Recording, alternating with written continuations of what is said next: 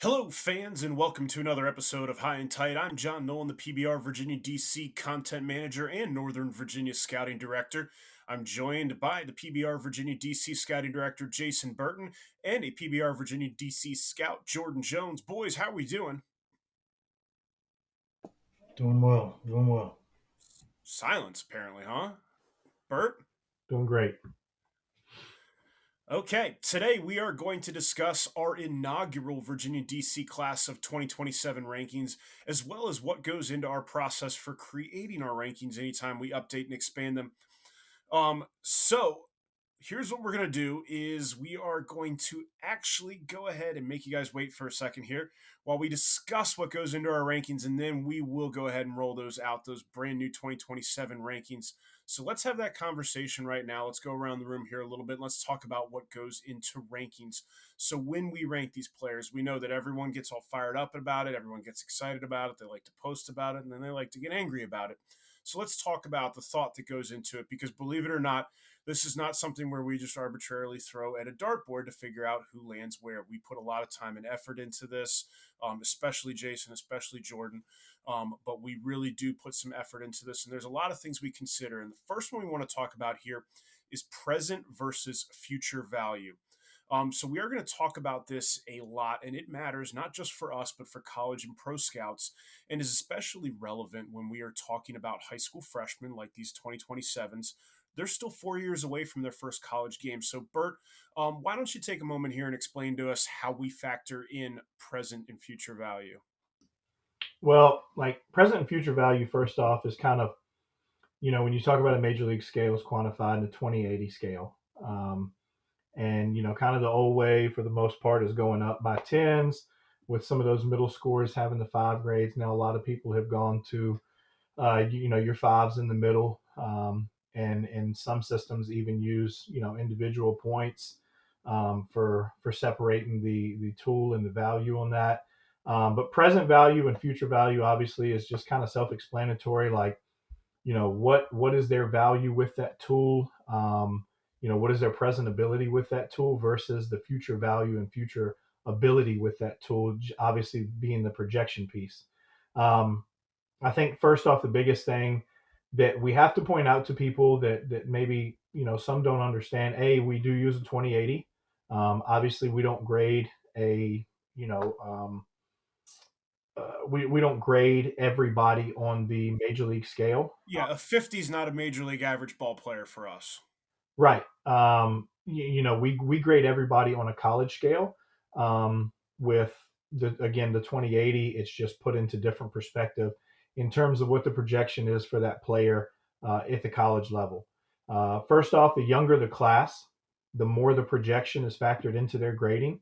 I hate to put a number on it, but essentially it's more along the lines of like 75 projection and future value versus roughly 25 for the present value, and because they're a long ways away from a finished product.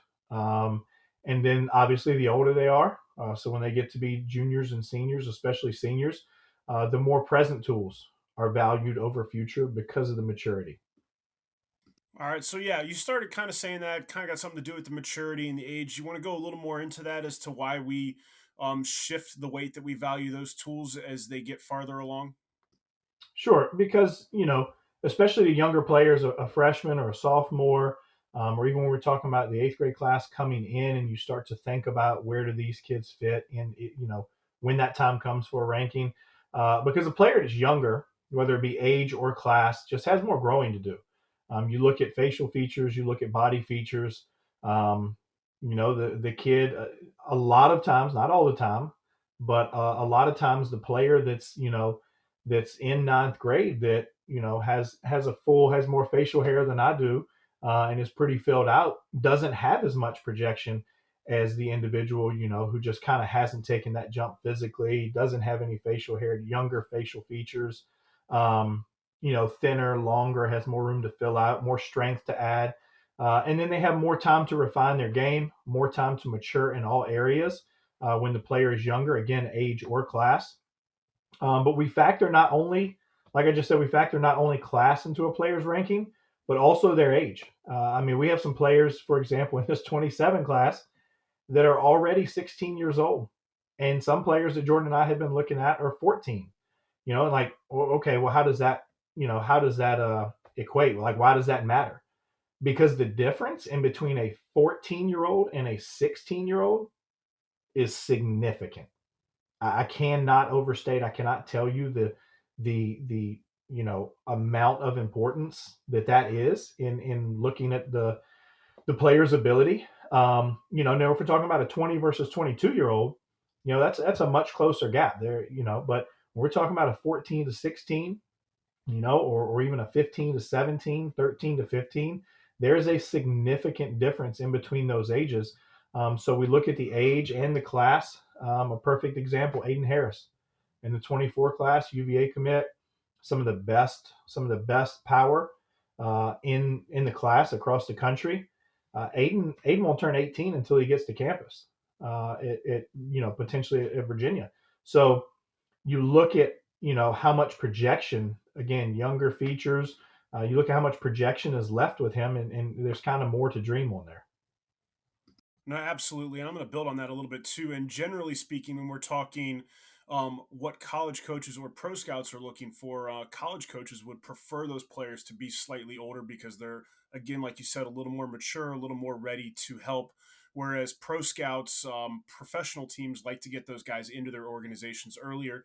They value having that kid actually being 17 as opposed to being 18 or 19 when they get drafted, because that extra age does matter for them. So it's not just age that matters, present value versus future value. Also, that's going to matter in here is positional value is a big factor in our rankings. And I actually want to get Jordan involved. He's doing a real good job of looking like a statue over there. I swear my dog doesn't stand that still when she's waiting for her food. So, Jordan, let's go ahead and get you in right now. Do you want to elaborate a little bit here on positional value and how much that is a factor? Because it really, really is. Yeah, for sure. So when we're going on position value, it's kind of offensively first what you bring to the plate when you hit, and then you start working from the middle of the field out. The position value is how much a position really impacts the game. So yeah, we know all positions matter, but some will impact the game differently, especially up the middle, like a catcher or a shortstop or a center fielder. The combination of speed and power impacts these position values. For example, like if a player has enough speed to be able to stick in center field and defend really well, go run balls down in the gaps or behind them, or for a shortstop, just the athleticism and speed to go get a ball up the middle or in the holes. So these are valued a little bit different because they are the premium positions of this game. No, absolutely. I think you're right, and I think the speed. I mean, I know we've seen it with UVA's been doing this for a while here in Virginia, where they just recruit a bunch of shortstops and center fielder, shortstops and catchers, and move them around accordingly. Bert, did you want to butt in on this at all? What or Jordan? I guess you can help on this as well. What's the difference in position versus arm? So you said middle of the field versus working out positionally. What about position value versus arm? So what puts a shortstop over a right-handed pitcher? Uh, I mean, first off, is that shortstop's going to play every day. The shortstop's going to play every day, and that right-handed pitcher is going to, uh, if he's a really good one, he's going to pitch. It depends on the organization, but 5, 6, 7 innings, essentially once a week, um, or once every 5 days. So I think that's one. Two, with right-handed pitchers, there's just so many. Everybody throws hard now. I can walk outside my house and probably find four guys that throw 90 hiding behind a tree somewhere. Like seriously, I mean, it's just like velo is the new 90 is the old 83, 84. You would be like, I remember when I played in high school, a kid at Verona, Alan Baxter, threw 90, and there was probably 20 scouts there to see him. And now, I mean, we'll run on a kid that's, we're up on a senior that's 90 last year. Kid was what, 92, 93. I don't want to say nobody had ever heard of him, but he was definitely under the radar, especially by the looks of our phones that night after that video was posted. Um, but, I The kid from Yorktown. what's that? The kid from Yorktown. Yes. Yeah. I mean, so we can show up somewhere and you'll see, and this isn't any slight because I played D3 and Jordan did. But you'll show up to a high school game and there's a D3 guy there, 87, 89 and running 90. So there's just not as much value in right handed arms. Obviously, left handed arms there are. But at the same time, we're talking about 27s. Usually, the younger the class, the more arms you're going to see at the front end. Why? Because arms make bigger jumps early as opposed because of the push on velocity now, and B, because the bats in the offense isn't as advanced right now because these kids are young, they're not as physically mature, they don't have a strength to turn the barrel, there's no wrist strength, all of those things that factor in and get better as they age. Um, is why you'll tend to see maybe more arms at a younger age, and then they'll start to kind of filter themselves down when they plateau with that velo and with their stuff. All right, so you're saying arms are usually ahead of hitters. So I'm going to start teasing this in the direction of actually talking about our rankings. I'm just looking at our top 10 here in this 2027 group, and I'm only seeing three arms in that top 10. What does that say about this group of bats there, Bert? They're pretty good. They're pretty good. They're pretty good. Jordan, anything else you want to add to this rankings process discussion? Yeah, I mean, especially with this class, it's offense heavy very early. A lot of advanced stuff here. But still, it's still good arms in this class starting off. But it's still plenty of time for these guys to come along a little bit later and really show their stuff as they develop. And Okay. and look and remember, we start off with a class. We're starting off with 25 players, right? And the reason that we do that is because we haven't seen a ton of 27s. Why have we not seen a ton of 27s?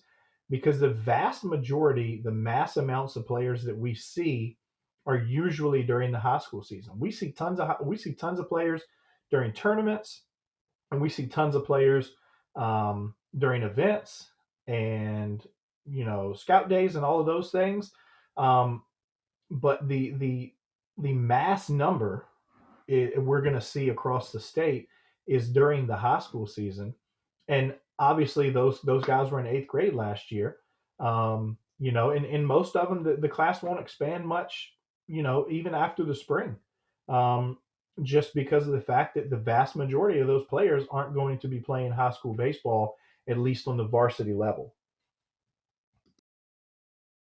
No, absolutely, and that makes it hard for us to see some of these kids because we do need to go out and see the upperclassmen. We can't go to JV games, and even then, if we went to JV games, the competition might not be representative enough, and that's what we need to evaluate some of these players.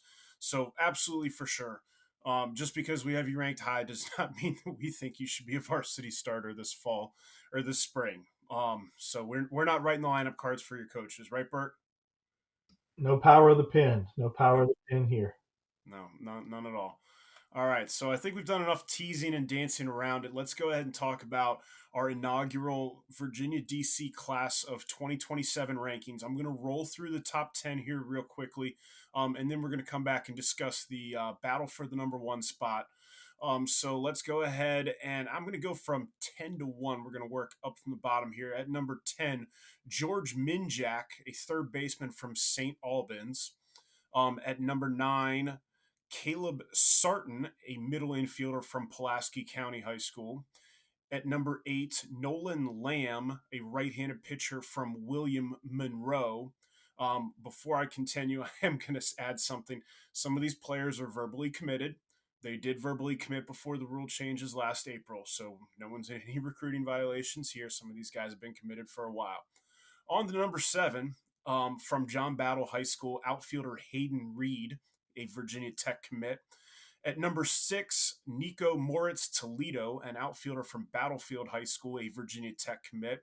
Moving into the top 5, at number 5, Blake LaMatina, a shortstop from Cosby High School. At number 4, from Colgan High School, right handed pitcher Gavin Knox, a Virginia Tech commit. At number 3, a shortstop from Battlefield High School, Chase Colangelo, a Virginia Tech commit. At number 2, a middle infielder from Battlefield High School, Yogi Colangelo, a Virginia Tech commit. And our first number 1 in the Virginia DC class of 2027 rankings, a first baseman left-handed pitcher from Battlefield High School, Tegan Leach. So that's our first top 10. Let's go ahead and discuss the top of the rankings. First and foremost, must be nice to be Jay Burkhart, the head coach at Battlefield High School right now. He is swimming in embarrassment of wealth there from a talent standpoint. So guys, I know amongst us that top 3 was quite the discussion throughout the fall as we were starting to get ready for these rankings. We've seen a lot of those guys. I believe all of them were on the JFG team a couple of years ago that won the 13U championship for Team Mid Atlantic. Yeah, big W there. So we've seen a bunch of some of those guys at the top, and especially down the stretch here this fall. We've been talking about it all fall. Jordan, I want to throw it to you first. Let's talk about Yogi Colangelo. Why don't you go ahead and go there? He landed in the number 2 spot for us, Jordan. Why don't you go and talk about Yogi? Yeah, from what I've seen from Yogi, I mean, he's a plush runner, high bat to ball skills that just plays with a motor. There's rhythm and quick twitch in the hands that creates whip and intent through the zone. Shows a controlled aggressiveness with plate awareness at the plate. He really won't chase out the zone much. He definitely looks to get his pitch in the zone, though. He has the ability to impact the baseball to all fields. Got to see him quite a bit during the fall, and he just had quite a few extra base hits, and I know he's hit a home run that weekend as well. But I mean, I think as he continues to grow, the power just will continue to increase for him. As a defender, he'll definitely stay on the dirt. And as his body continues to grow, as the power continues, he maybe probably become more of a third base profile. But I mean, it definitely has the ability to stay up the middle because of the athleticism that he brings. Yeah, I think the home run you're talking about, I saw him in back to back at bats hit a triple to center where he kind of slow rolled it around first, thinking it was a fly ball, turn on the Jets, and was on third in a blink of an eye. And then the next at bat, mashed an absolute mammoth home run to right. That was with Wood. Also had another home run in that game from the guy who landed in our top spot, Tegan Leach, who we didn't get to see pitch this fall. We got to see him do some hitting. Bert, what do you want to talk about Tegan? Uh, like you said, he was pretty much, off the mound, not pitching this fall. So it's been a bit since we've seen him on the mound. He was at Lake Point this summer, sitting low to mid 80s from a low slot. There's a little bit of effort in there, and he's intriguing on the mound. But the bat just carries the weight for me right now. It's just like the offense is so advanced for his age, and obviously the physicality and his size and strength help that. I mean, he's listed at what 6'2", 199 pounds. He didn't want that two right there, so he just went with 199. But he's so physical, and the body has gotten so much better. When he was at JFG, he was seventh grade, getting ready to go into eighth grade. And he's just this big, strong kid using the bats that got a little boom boom in them. And when he was running into him, I think he hit two or three that week, Jordan, at least two. Um, Multiple like 99 plus exit velos. It was just crazy. The whole team really, but it's advanced power for his age. It's advanced bat to ball. There's balance. It's compact. He shows the ability to use the backside and just produces in game. It's not that super long power hitting donkey left-handed hitter or right-handed hitter as a young player who's just bigger and stronger than everybody else and runs into a mid 70s fastball or upper 70s fastball every once in a while. Like my man hits. He hits velo. He's shown the ability to handle spin. He uses the backside. He's got power in the middle and pull. It's one of the better hit tool power combos that we have seen from a hitter at this stage. And again, he hits from the left side, which trumps everything. Yeah, we forgot to mention the left side thing earlier. Left side always greater than right side. There's less left-handed hitters. Bert, your thing, what you were saying about that big kid with the long swing that can run into balls. I know personally, I tend to think of that almost like a slow pitch softball hitter. Just the big kid who can just gear up and every once in a while they'll run into one, but for the most part doesn't work. And that is absolutely not Teague. And I've seen him murder a couple baseballs this year as well. And that is definitely it. So Teagan in the top spot for now. We settled on Yogi in two, but it was really, really close between Yogi and Chase for that two spot. Jordan, what is it right now that presently separates Yogi and Chase Colangelo for you, putting Yogi in the two spot and Chase at three? I mean, I think the separation really comes down to just the ability to impact the baseball and power in game, which gives Yogi the upper hand for right now. But I mean, Chase is at a premium position that defends very well, and I think he'll stick there because of the IQ and athleticism that he brings as well. Chase is a more of top of the lineup table setter guy, shows feel for the barrel, doubles power, uses the whole field, has a real zone awareness, especially at the top of the lineup for a leadoff type of guy or a number two guy. But he knows how to draw walks, and he'll be that guy that can be on base with Petty Yogi just to be knocked in for a run. But the bat isn't far behind from Yogi. Still plenty of production from the bat. But like I said, they're young, so there's plenty of times to add strength, tap into that power. But that's just a slight separation right now. Bert, go for it. You want to add something? Yeah, I mean Yogi. I mean, we go back to Yogi. Jordan was talking about the run tool. I mean, he's a freshman. He's a. I went back and watched some video and looked at some notes. He's a 4.5, 4.6 on turns. What we have him this fall. Um, it's pretty tight turns, so the run tool is there. I'm not, just from what I've seen, I'm not sold on the shortstop. I'm thinking third base, second base, but the run tool is good enough to where he has the chance. Um, to stay at like a second base, or obviously if he continues to progress, the foot speed is there to potentially play short and obviously play center. Um, it's like Jordan said, it's a touch more power production. It's the consistency of the hit tool, um, and like Jordan said, like Chase, the offense isn't quite as impactful yet. The barrel rate and the feel for barrel and hit tool and those things are just as good. And he plays a premium position. He's not quite as good of a runner, um, and there's not as much impactful contact in terms of extra base hits and power and stuff like that in game. So I think that's a little bit of separation there for me. And again, both left-handed hitters. No, absolutely. And I will say this, having seen them 4 or 5 times in game this fall myself, and Burton, you can jump in on me if you want. I think what I noticed is that Yogi's a little more aggressive earlier in the count and attacking first hittable pitch, whereas Chase comes up with a much more patient approach. He's looking for a specific pitch in a specific spot. He's very comfortable getting into a two-strike count, getting into a deep count, trying to find the pitch that he wants. And sometimes when you're in tournament ball facing 14U, 15U tournament pitching, that pitch may not ever get there. Whereas Yogi's just going out and lashing at the first thing he can find.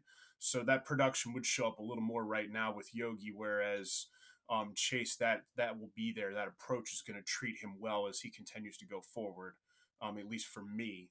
So close real there right now in the top three. Any other notes right now on the top 10 guys?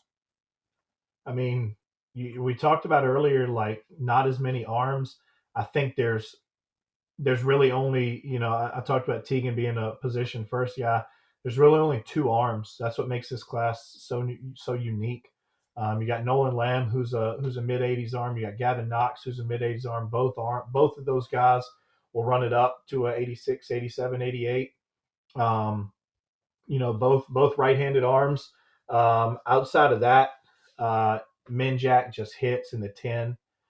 Caleb Sartine, we've seen once, and it was impressive. Sub 7 runner. Um, what is like low mid 80s on the mound, Jordan, but again, another left-handed hitter. The swing just plays. He was like 85, 86 from the outfield until like a 25-mile-an-hour wind. It I'm not lying, Nolan. Um, and so the swing path just absolutely plays. Hayden Reed, another left-handed bat, got some physicality. He's got some maturity to him. Nico Moritz Toledo might have had the best week of any JFG guy um, from that team that won it. I mean, he had two bolts. He laid down like 4 drag bunts to the left side. They would show drag. He would pull it back. The third baseman would creep in, and he just hit a bolt out of right center, which was just crazy. And he's a sub 7 runner. And then Blake LaMattina, outside of Leach, he's probably the next 2 way guy. Um, the swing plays. It's a good body, good physical makeup, and he's a low mid 80s arm on the mound. Another talented player going to Cosby. So those are our top 10.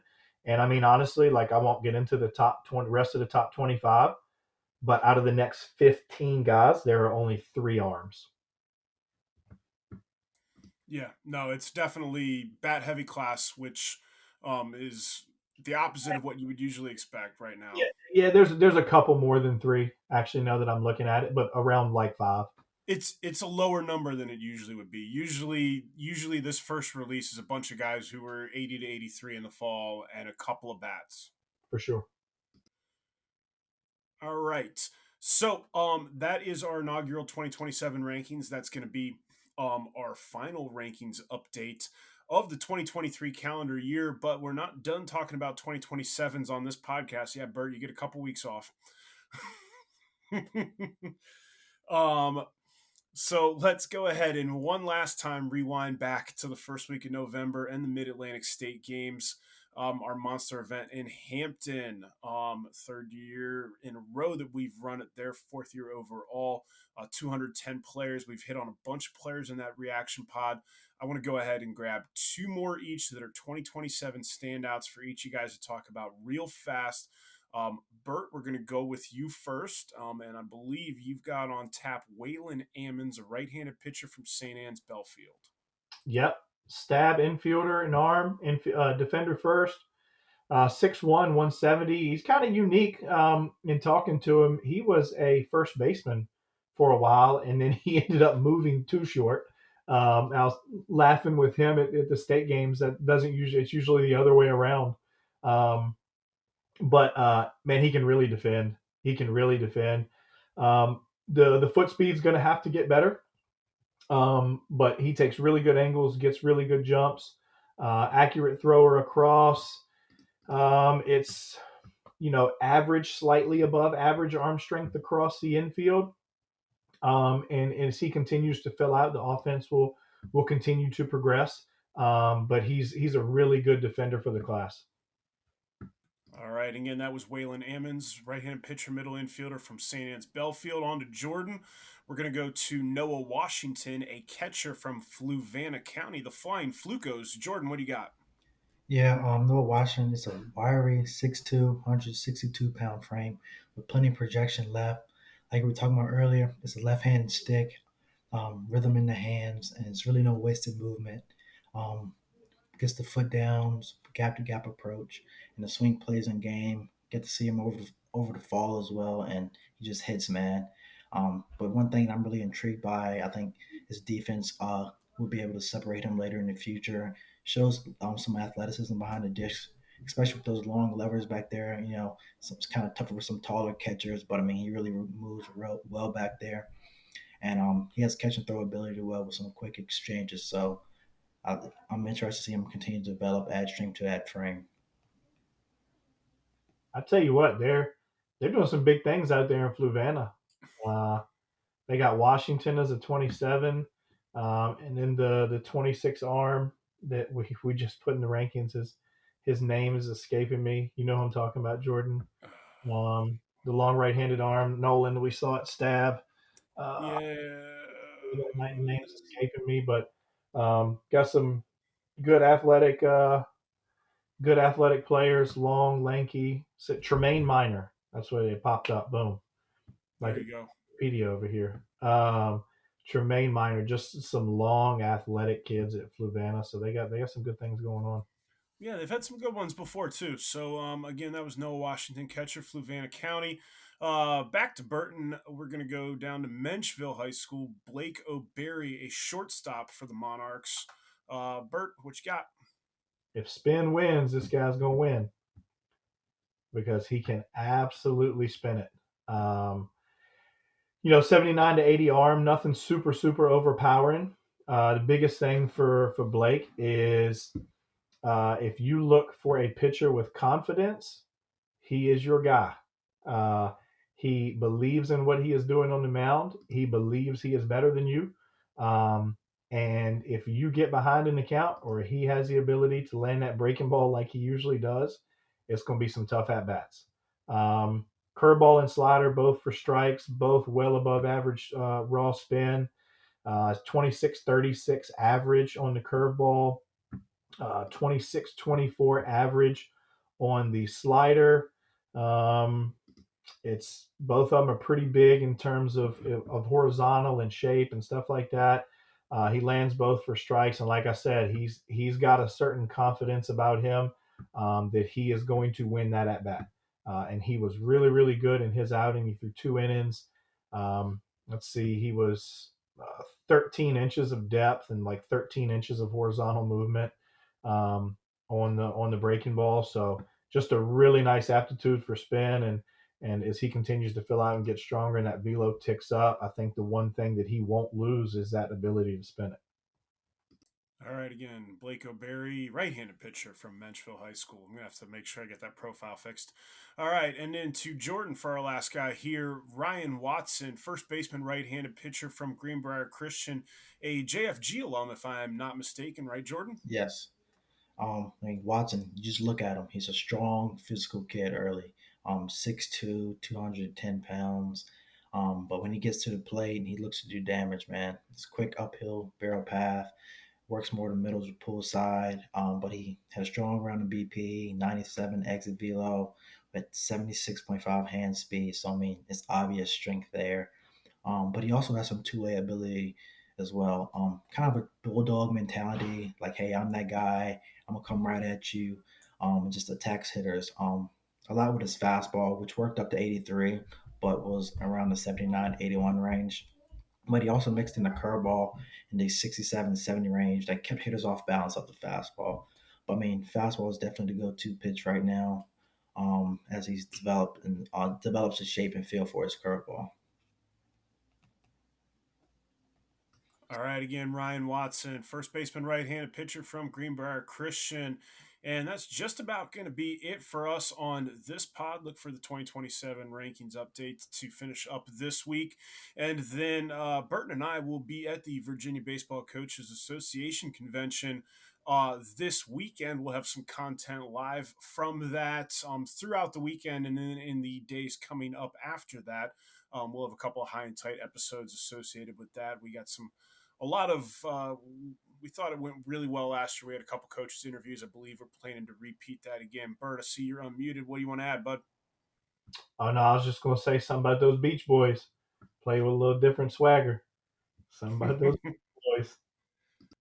They definitely got a little different swagger down there on the beach. All right, so look for Burton and I coming to you from VBCA 2023. And folks, month of December is almost half over at the point that you're going to be watching this.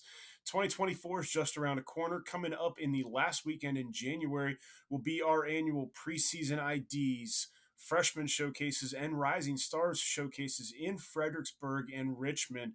Make sure you're grabbing those spots now. They're the last weekend in January. And they'll also be followed by our February events. Big National Kickoff Super 60 is coming in Chicago. May have some news here on a couple Virginia players getting to go to that this year. And our biggest preseason event series, these spots are going quickly. The preseason All State, 4 events currently scheduled: Norfolk, Richmond, Northern Virginia, Danville. I know those spots are filling fast, especially in Richmond and Northern Virginia. Make sure you're grabbing them ASAP if you're planning to come to any of those. Hustle, get those spots. They are filling quickly. And with all that said, that's going to be a wrap on this episode, and we'll see you out there.